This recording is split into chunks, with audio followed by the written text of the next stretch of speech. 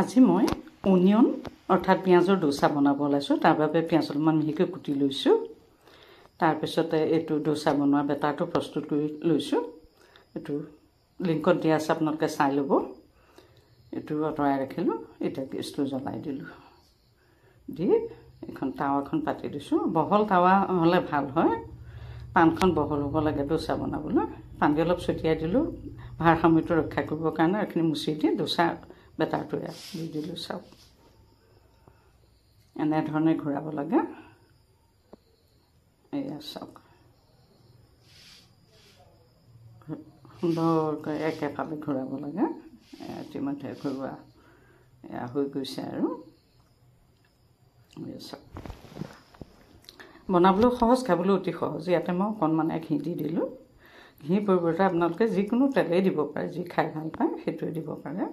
চাওক, সুন্দৰকৈ ঘিখিনি সানি ল'লোঁ। লৈ পেলাই ইয়াতে অনিয়ন বা পিঁয়াজ অলপমান মই ছটিয়াই দিলোঁ।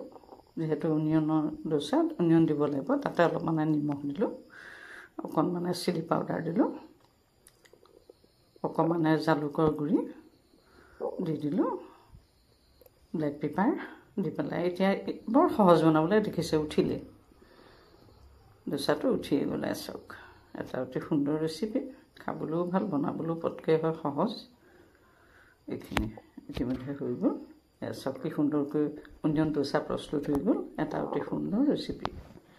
ইয়াতে মই অকণমান চাম্বাৰ দি দিলোঁ, অকণমান চাটনি দিলোঁ, খাবলৈ সুস্বাদু হ'বৰ কাৰণে।